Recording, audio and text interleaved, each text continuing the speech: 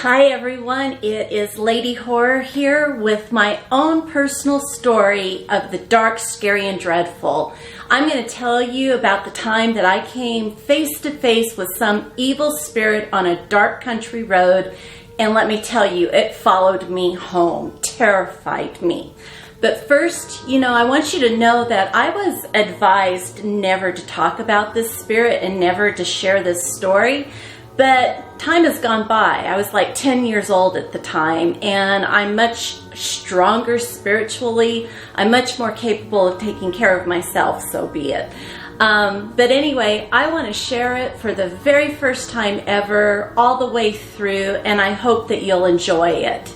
There's a moment at the end of my story that I hope you'll stick around for. It's kind of an amazing, bizarre ending to the story, but it's really interesting, so please watch all the way through.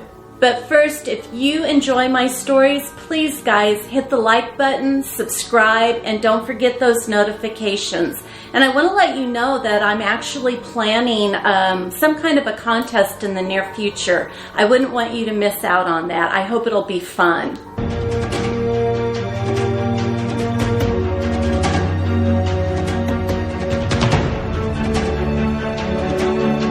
Now on to my terrifying tale. When I was around 10, going on 11 years old, we were living on cattle ranches, remote cattle ranches, and this story in particular takes place in Wyoming. So some of the pictures I'm going to flash up here on the screen and show you are the actual places that this story took place. My father was a professional cowboy, which meant that we moved around all over the western states, working cattle ranches until actually we settled on the Two Bar Ranch in Wyoming. Now this lifestyle is not for everyone. It can be incredibly isolating, especially for little children like me. In ranching, it's not unusual for one rancher at different times of the year to have to go out and lend help to another rancher. It's just what you did. So on a ranch far up in the mountains, we had a neighbor named Georgia Kate. Now when I say neighbor, she lived probably like 45 miles from us, and she was one of the closest neighbors we had. Georgia Kate was one tough, independent woman. She really, she was nice enough, but she really didn't care whether she ever saw another human being. She'd be totally happy working her ranch all by herself. But when it came time for certain events like branding, she needed help. Georgia Kate was probably, picture her, this tough little ranch bird. She was probably 60, 70 years old. And she definitely could not handle branding her cattle all by herself.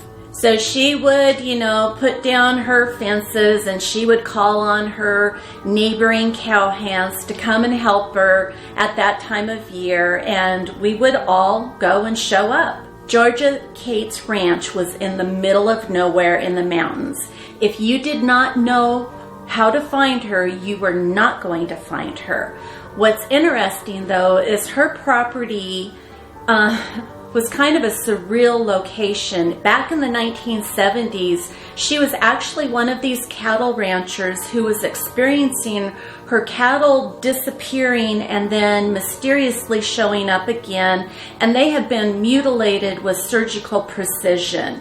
So my part of the story actually correlates during that time. I think they're different situations, but it's just a really bizarre location in the country where these really strange happenings were happening on this remote cattle ranch. So to get to Georgia Kate's ranch, you had to travel on the highway till there was kind of this secluded, unmarked turnoff that you had to know it was there, or you would never see it and you'd pass it by. So you turn onto this rutted, bumpy dirt road that looks like it's going to nowhere. It just went on, and you're bumping and jostling and going so far and so long that, for me, a little kid, I always thought I was going to lose my breakfast or lunch or whatever on the way to Georgia Kate's. It was a horrible road. After what seemed like an eternity of this, and I'm sick and green in the face and just can't wait for it to be done, you would actually turn onto another dirt road where you would have maybe another hour of this bumping and jostling. But eventually, the land would kind of start to open up, and you would start to see these random meadows scattered here and there. There'd be a few cows over on your right, maybe a couple of horses, and eventually it starts to open up into this beautiful ranch land, and you knew that you were getting very close to the homestead. Now keep in mind that you are traveling over lands that have been populated by centuries of indigenous peoples and settlers who lived and settled and actually died on these lands. They are pristine, wild lands, and frankly, I feel that they are haunted in one way or another. So the ranch house itself sat off from the rest of the property. It was away from the barn, the corrals. In fact, there were two like mobile homes that were set up on, concrete cinder blocks. That's where ranch hands would stay when they came to help Georgia Kate. A lot of the time, that part of the property was just vacant. Family and guest of honor got to stay in the main house with Georgia Kate. Now my family, which consisted of my dad, my mom, me, and my little baby brother, were considered friends and guest of honor. So we got to stay in that main house. I absolutely hated staying there. This was a large house, but it was really chopped up in these small, bizarre rooms. It felt, to a 10-year-old, I felt like I was staying in the puzzle house. It was always dark and really stuffy, and it felt ominous, scary to me. And the room, unfortunately, that I had to stay in was located. To get to it, you had to leave the main living areas and you'd go down this long hallway. It was dark. There was a light, but it was still very dark. And when you got to the end of the hallway, you would turn and you'd go down another smaller hallway. And at the end of that hallway was a set of steps, which is really weird. You would just go up, these, 8 steps, and there's a door there, and there's a room on the other side. Anyway, it always felt like when I went there, I was completely removed from all the light, all the protection of the adults and the rest of the house. So the next part of the story I'm telling you because it's important you understand my mindset when I had this encounter. And I think this is exactly that mindset is the reason that the Spirit chose to come to me. We were there to help with the brandings. And brandings are when you've purchased new cattle or you've had calves birthed and you need to mark them with some kind of a mark that shows they're your property. And brandings are a unique mark that belongs to each ranch, and you use them on your cattle and your horses. Think of it this way. If you've got cattle that are roaming pastures freely and they get out, which does happen, and they're found, you have that brand on this cow to indicate that you are the legal owner. This is really important in helping to prevent theft of livestock as well. You want to make sure you've got this brand on your property. Brandings require everybody's help, and I was no exception. I had reached an age where my family thought I was old enough and could perform a job at the brandings. So there I'd be, this little 10, 11-year-old girl, and I'd be right there alongside full-grown cowboys. I'd be in my little cowboy boots. I'd have my hat on and my chaps on, and I'd be wrestling calves and helping to hold them down while the ranchers, they would have an iron in the fire, until it was red hot, and they'd pull it out and they'd brand the calf. Now, I want you to know that I truly feel that this is a barbaric act, but it was, and it still is, what ranchers do to mark their property. They do it still to this day. So I'm an empath, always have been. And it was very distressing for me all the time to know that I was part of causing pain for these baby cows. It was a very difficult process for me. I often ended up in tears and protesting and trying to be, you know, released from this job, but they needed the hands, and I was a cowgirl, and I was told no. I was told I had a job to do, and I basically needed to suck it up and help with the brandings, which caused great inner turmoil for me. And I think that weakened me and made me an easy target for this evil spirit to come to. So there's this one evening after the work is done, it's later in the afternoon and everybody's kind of off doing their own thing. The cowhands are probably sitting on the porch drinking a few beers. Maybe they're mending a rope. Maybe even a lot of them have already gone to bed because, you know, we start our day right around 4 o'clock getting ready so that we're actually at work once the sun comes up.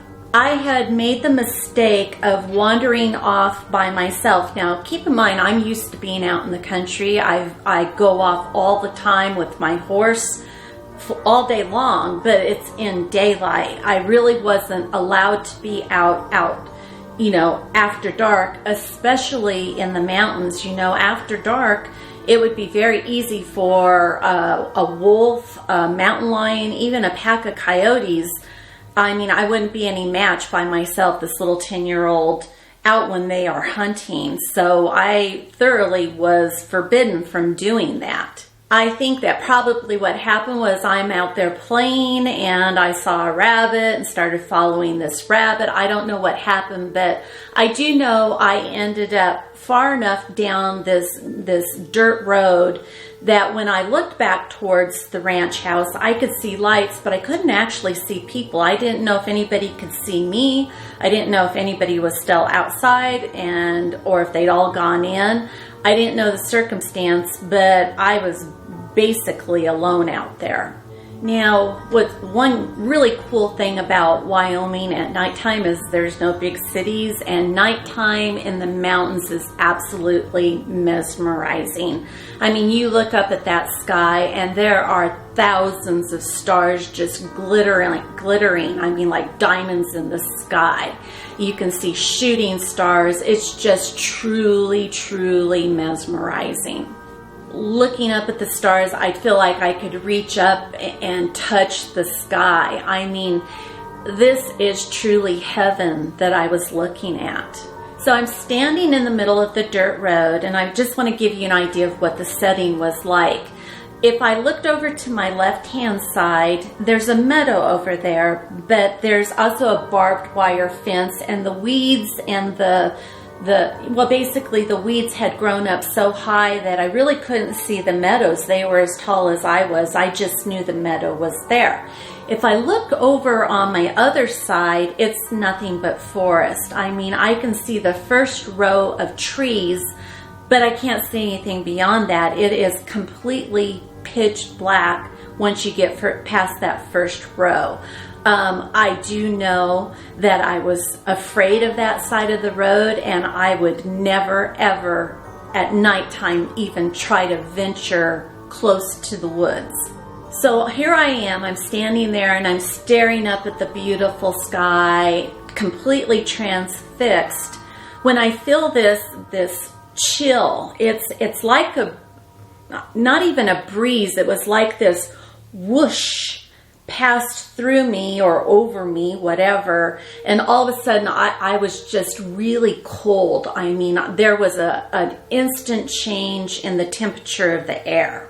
Off in the distance behind me, I heard my mom start calling my name, and there was kind of this edge to her calling out for me, and something just happened. I just kind of was overcome with this sense of dread, and right then and there, this little 10-year-old girl really wanted her mommy. I really wanted my mom right then and right there. So I turned abruptly to start running back home, and that's when I saw her. She was standing probably, I don't know, 20 feet in front of me. The only way I can explain her, because originally when I looked at her, I thought there's a witch in the road.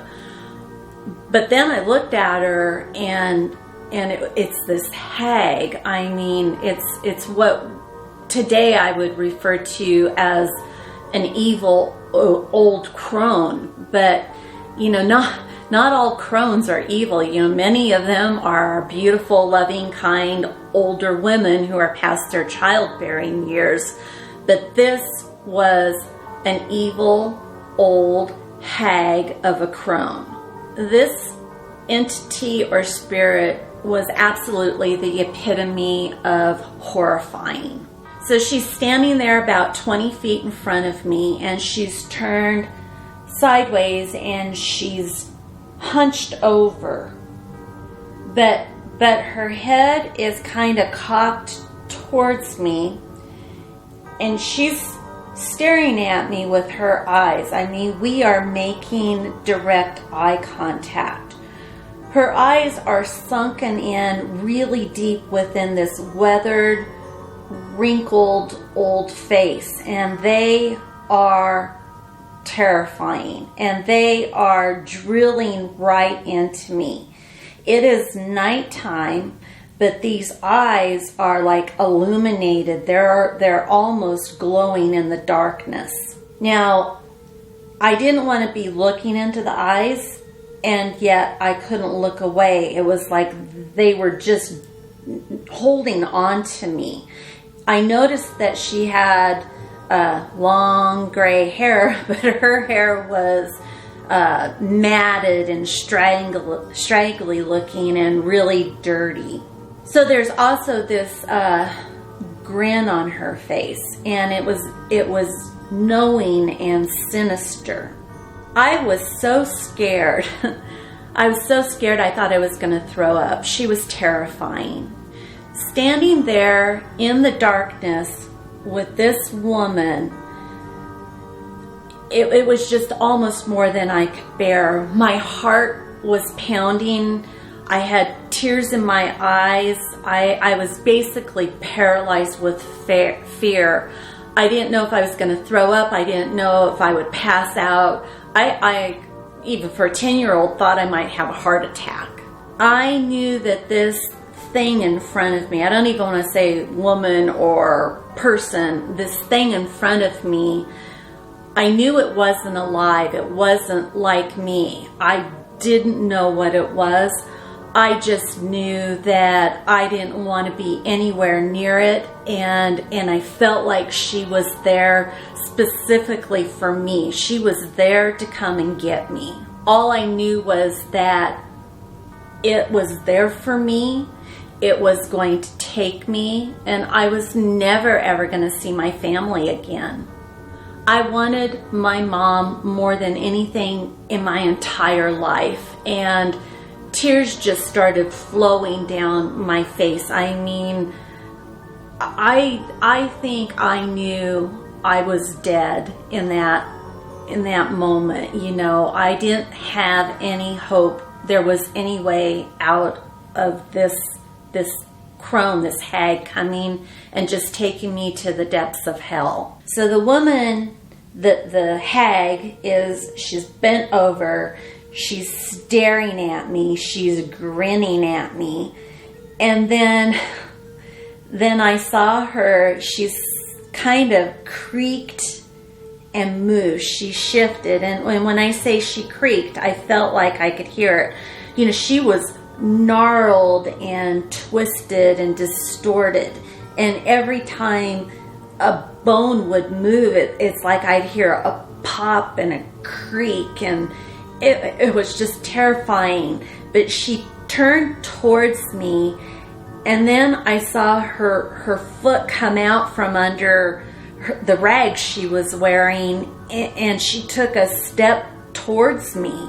When I saw her move her foot and that she was actually starting to move, and what's weird is she wasn't walking, it was more like she moved that foot and she started kind of like gliding towards me, I just lost it. I just let out this massive scream. I didn't even know I could scream that loud.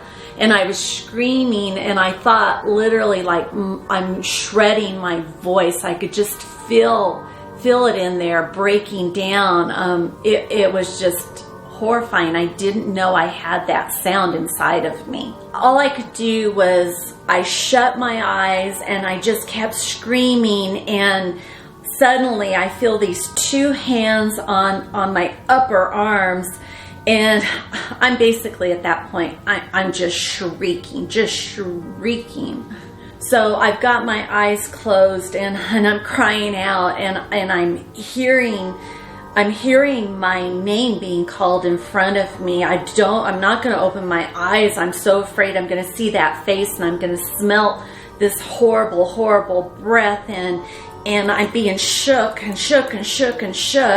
And finally I'm shook so hard, it's like my eyeballs just popped open, and instead of seeing the hag right there, it's my mom's face right there. My mom's there. And I'm like frantically looking around because I'm sure the hag's there right behind her. I don't know what's happened because I know that hag was coming for me, and now it's my mom there. My mom was shaking me in fear, but she was also shaking me in anger. She didn't know what had happened. All she knew was her little girl standing in the middle of nowhere, screaming and terrified. She was trying to shake me out of this spell that I was having. I really think that she just assumed, that I had wandered off, I'd gotten lost, I was afraid, and that nothing else had happened. That was the explanation for her as to why I was behaving the way I was. So when she realized that I was okay, I wasn't hurt, her fear turned to anger. I'd wandered off, I'd broken the rule, I'd gone out on my own after dark, and man, she had this iron grip on my arm, and she starts dragging me down the road going back towards the homestead, and she's yelling at me, "Don't you ever do that again. Don't you ever wander off. You're in so much trouble." She's like, yak, yak, yak, all the way back. Just yelling at me. So I'm not really paying too much attention to what she's saying. I'm constantly glancing over my shoulder. I'm looking off into the meadow. I'm looking into the darkness of the trees. I'm sure that the crone is following us, and she's hiding in these dark spots as we're going down the road. I'm sure that she's fully capable of overtaking my mom and still getting me and dragging me off. Once we get back to, here's the humiliating part, once we get back to the ranch house, my mom's realized I've peed my pants. I was so scared I didn't even realize I had done it.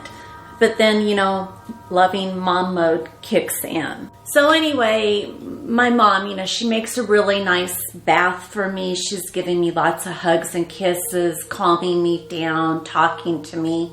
I hadn't really told her what had happened, so she's just doing her mom thing, and she's telling me I have a really active imagination, and it just got out of hand, but that I'm okay.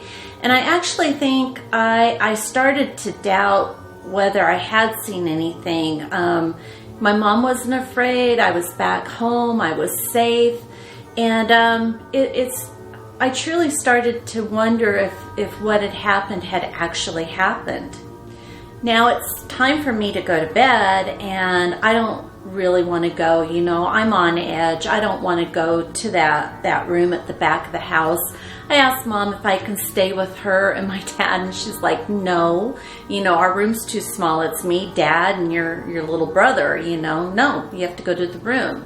So she takes me, down the hallways, up the stairs, into the room, and she puts me in bed and tucks me in. And I'm really okay, but I'm laying there and I watch her, tuck me in, kiss me on the forehead. She walks across the room and she flips the light switch and closes the door. and I'm completely immersed in total darkness. I'm just laying there and I can't see anything until eventually the light begins to filter through the window and my eyes adjust and I get I can see what the room looks like. And, I think anytime your brain has a traumatic experience, sometimes it just shuts down on you. And I think that's what happened. I just had enough. My brain turned off. I relaxed and I fell asleep. I'm not sure really how long I'd been asleep or what time it was. All I know is in the back of my mind I heard a noise and I'm listening. I can tell everybody else has gone to bed. The house has that eerie, quiet sound to it. But I also realize I'm hearing another noise. And what I'm hearing sounds like a shuffling. And it's on the opposite side of the bedroom door on top of the steps. And it sounds like something is shuffling across the floor back and forth, kind of like pacing on the other side of the door. And I'm laying there and all of a sudden my brain's on high alert. I know the crone is on the other side of the door. I know that's what's over there. There's just no doubt in my mind. And as soon as my mind wakes up and I have this realization, the shuffling stops. It just stops. And I can just feel that whatever is out there has turned its attention to me. It knows I'm awake and it knows I'm aware that it's there. And I swear to God, it is excited that I'm awake. It's excited. The face of the old crone, it's right there in my mind. And I know this is the crone. The crone has come to the house and the crone is there. It's going to take me now. This is it. It's coming to get me. Then the worst thing that could possibly happen happens. The doorknob jiggles. And I am up out of that bed and I am across the room pressing my little 10-year-old body into the door. I've got both hands on the doorknob and I'm holding it. I'm going to do everything I can to keep it from coming in the room.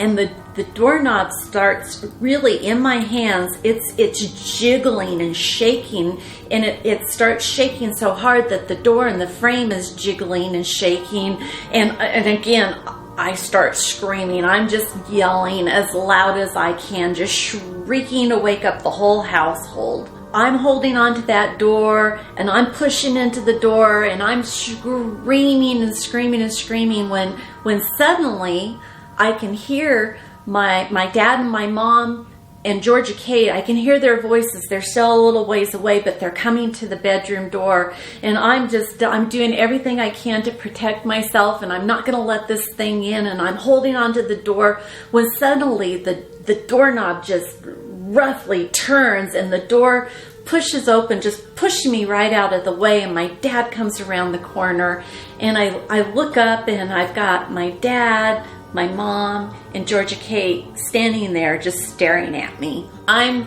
crying and I'm begging my mom, I want to go home. I don't want to stay here anymore. I hate it here. I want to go home. I want to go home. I'm pretty much hysterical at that point. And I look at Georgia Kate and she's just like, God, yeah, take her, get her out of here.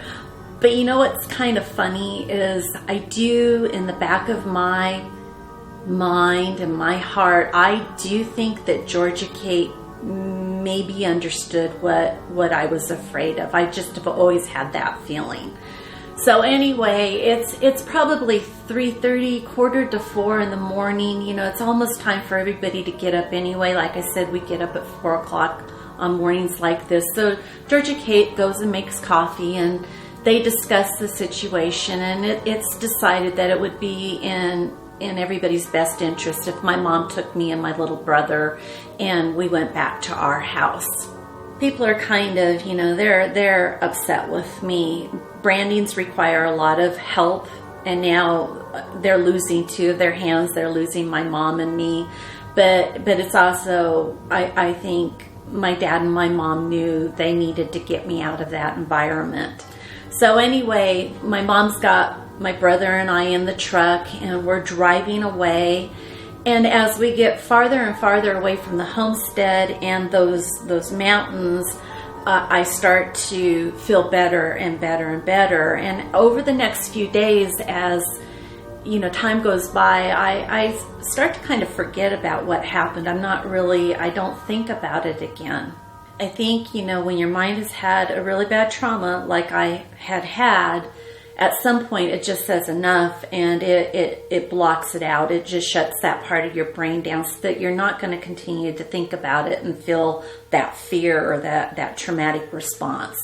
So now years go by, even decades, and I hadn't really ever thought about it that much till one night I'm sitting with my brother. We're both now adults, and we're having a couple of cocktails, and we're sharing stories and talking about our childhood, when he says to me, he says, I've got this really weird story I want to tell you. He goes, I really haven't shared it with anybody, but I'd like to tell you. And I'm like, well, yeah, I want to hear this. And he goes, well, when I was about 10 years old, now keep in mind my parents are divorced now. He goes, when I was about 10 years old, Dad took me up to George Cade's to help with the brandings. So this lump forms in my throat, my mouth gets kind of dry. It's like he doesn't even have to tell me. I know what's coming. When he's done telling me the story, I'm dumbstruck. I mean, it is almost identical to the experience that I had, except for our mother wasn't there, and poor Bob didn't get to leave. He had to stay in this house. But it was identical. We had the exact same experience, and we had never talked to each other about it. We had never shared with anybody. Shortly after he told me he'd had this experience, I went and talked to a medium, and I was telling her about the crone, and she got a little bit upset, and she said, you know what? She says, this is not a good spirit. This is an evil spirit, and I don't want you to give her any energy. She goes, because I had mentioned I might write a scary book about this or something. She's like, no, I don't even want you talking about her. She is bad news. I just want you to let this go and not give her any power or any attention.